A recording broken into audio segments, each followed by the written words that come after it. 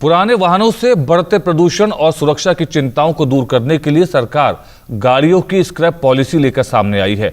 ये पॉलिसी 1 अक्टूबर 2021 से लागू होगी, जिसमें 15 साल पुराने कमर्शियल और 20 साल पुराने निजी वाहनों को अनिवार्य रूप से स्क्रैप करने की योजना है। इन नियमों को चरणबद्ध तरीके से लागू किया जाएगा।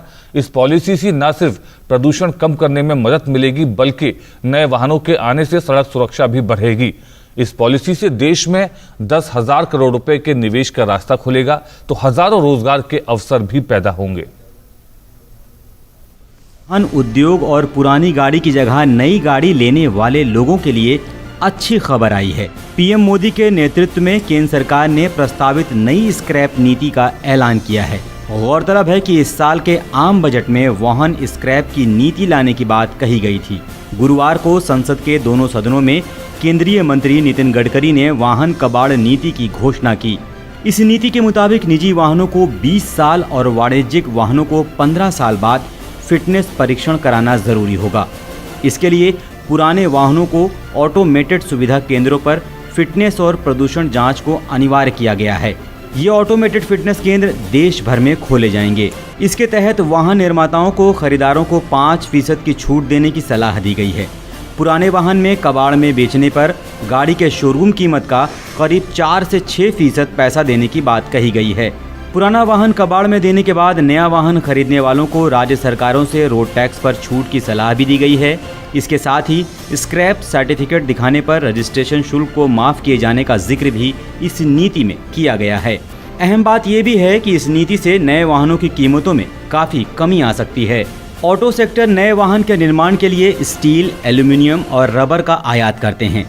नई कबाड़ नीति के लागू होने के बाद स्टील, रबर, एल्यूमिनियम के आयात पर निर्भरता कम होगी। इससे वाहनों की कीमतों में काफ़ी कमी आएगी।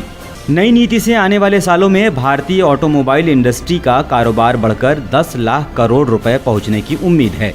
वाहन कबाड़ नीति से न केवल अर्थव्यवस्था के सुधार में मदद मिलेगी, बल्कि ऑटो इंडस्ट्री को काफ़ी फायदा होगा। ऑटो इंडस्ट्री सबसे ज़्यादा रोजगार देने वाले सेक्टरों में शामिल होगा। एक अनुमान के मुताबिक प्रदूषण फैलाने वाले करीब 1 करोड़ वाहन कबाड़ में जाएंगे। केंद्रीय मंत्री नितिन गडकरी ने बताया कि सरकार पेट्रोल, डीजल पर निर्भरता कम करने के लिए भी काम कर रही है और इलेक्ट्रॉनिक वाहनों को बढ़ावा दे रही है।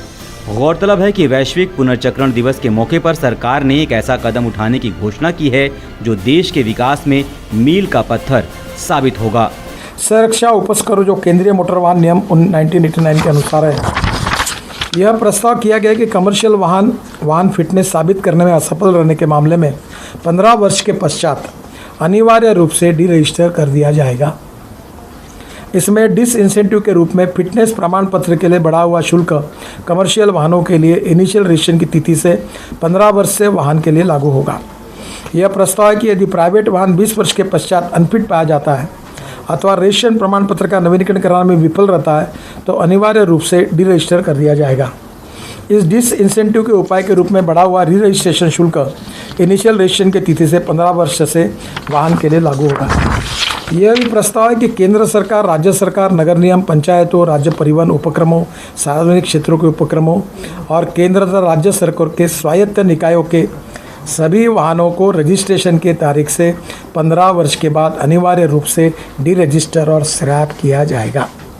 इसमें आपको कभी स्टेट ट्रांसपोर्ट की बसेस देखने को मिलती होगी, तो एक बस ऐसी थी कि हॉर्न छोड़कर सब बचता था। तो ये अब 15 साल के बाद ये नहीं चल पाएगा। यह योजना पुराने सरकारी मालिकी की जितनी कारपोरेशन है, इनको 15 साल में मैंडेटरी है, स्क्रैपिंग करना पड़ेगा। यह योजना पुराने वाहनों के मालिकों को पंजीकृत स्क्रैपिंग केंद्र जो मालिक और स्क्रैपिंग प्रमाण पत्र प्रदान करेंगे के जरिए पुराने और अनफिट वाहनों को स्क्रैप करने के लिए वित्तीय प्रोत्साहन प्रदान करेगी।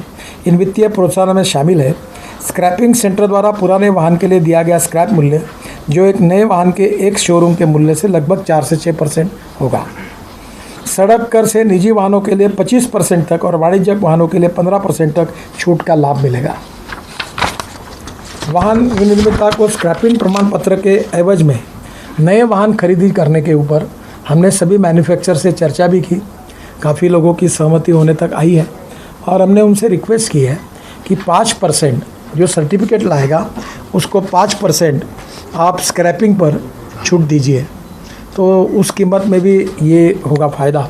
अभी मैंने पार्लियामेंट में बताया कि अंदाजन नए इस स्क्रैपिंग पॉलिसी के बाद साधारण 30 से 40 हज़ार GST साल का बढ़ेगा, क्योंकि नए वाहन की बिक्री ज़्यादा बढ़ेगी, पुराने स्क्रैप होंगे। तो वित्त मंत्री को भी हमने कहा भी है कि राज्य सरकार के वित्त मंत्री उनके GST और भारत सरकार का GST बढ़ेगा, तो उनको कहा कि नए वाहन खरीदे में अगर ये 5% सर्टिफिकेट्स के साथ उन्होंने कुछ GST में कंसेशन दिया, तो हमने उनसे अनुरोध किया है, उसका अभी तक निर्णय नहीं हुआ है। आज भी मैंने सदन में अनुरोध किया है, अगर उनसे कुछ मिलता है तो अच्छा होगा। सर कितना GST बढ़ेगा? हमारे नए वाहनों के खरीदी से, क्योंकि पुराने स्क्रैप हो जाएंगे, तो नए वाहनों की जो खरीदी बिक्री बढ़ेगी उससे साधारणतः हमारा अंदाज़ है कि 30 से 40 हज़ार करोड़ इसमें GST स्टेट और राज्य का देश में बढ़ेगा। अब उसमें राज्य का हिस्सा अलग होता है, इनका हिस्सा अलग होता है, तो एडिशनल रेवेन्यू उनको भी मिल रहा है, तो सबका फ़ायदा है, विन विन सिचुएशन। थोड़ा बहुत वो अगर इसके कारण दे सके इंकरेजमेंट के लिए, तो अभी तक उन्होंने निर्णय नहीं किया है, पर हमने उनसे अनुरोध किया है।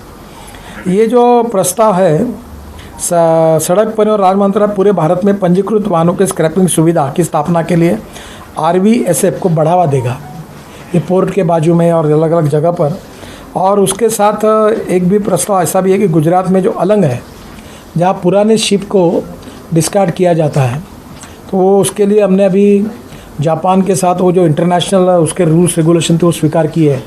तो वर्ल्ड के पूरे अभी भंगार करने के लिए जो स्क्रैप आते हैं, स्क्रैपिंग करने के लिए, वो अलग अलग आते हैं, तो उसको और डेवलप कर रहे हैं। तो वहीं से अब गाड़ियाँ भी आएगी, तो यहाँ भी हमने विशेष प्रकार की फैसिलिटी खोली है, और जिसके बाद विभिन्न टेक्नोलॉजी के साथ प्रयोग करके यहाँ से स्टील, कॉपर, एल्यूमिनियम, प्लास्टिक, ये रॉ मटेरियल भी उपलब्ध होंगे, और यहाँ बड़ा बिजनेस होगा, और यहाँ भी डेवलप करने का हमारा प्रस्ताव है। एकल खिड़की के माध्यम से स्क्रैपिंग सुविधा को एक सरलीकृत पंजीकरण प्रक्रिया के साथ पर्यावरण और प्रदूषण मानदंडों के और कानून के सभी लागू अधिनियमों का अनुपालन करना होगा। इस तरह मंत्रालय, राज्य सरकार, निजी क्षेत्र में ऑटोमोबाइल कंपनियां आदि द्वारा PPP मॉडल पर स्वयं चलित फिटनेस केंद्रों की स्थापना को बढ़ावा देगा। इन केंद्रों में test lane, IT server, parking और वाहनों का निर्बंध, आवाजाही के लिए पर्याप्त स्थान, टकराव से बचने के लिए फिटनेस केंद्र के संचालक केवल परीक्षण सुविधा प्रदान करेंगे और मरम्मत, बिक्री की अतिरिक्त सेवाएं प्रदान नहीं कर सकेंगे। फिटनेस केंद्र के लिए ऑनलाइन समय दिया जा सकेगा और परीक्षण रिपोर्ट भी इलेक्ट्रॉनिक मोड में तैयार किया जाएगा। प्रस्तावित स्क्रैपिंग नीति के आवेदन के लिए संभावित सीमा इस प्रकार है। फिटनेस परीक्षण और स्क्रैपिंग केंद्रों के लिए नियम 1 अक्टूबर 2021। 15 वर्ष से अधिक पुराने सरकारी और सार्वजनिक उपक्रमों के वाहनों की स्क्रैपिंग 1 अप्रैल 2022। भारी वाणिज्यिक वाहनों के लिए फिटनेस परीक्षण अनिवार्य 1 अप्रैल 2023। अन्य सभी श्रेणियों के लिए चरणबद्ध तरीके से फिटनेस परीक्षण अनिवार्य 1 जून 2024। जो विंटेज कार है उसके बारे में उनको स्क्रैपिंग की पॉलिसी लागू नहीं होगी, उनके लिए हम अलग से कुछ एक थोड़ी सी नीति जाहिर करेंगे। जो ऐसी कार है उनको मान्यता देंगे, और वो विंटेज कार होने के कारण वो इसमें नहीं आएगी। जो मुझे बताना था, कुछ और, अगर आप कुछ और पूछना चाहते तो पूछिए।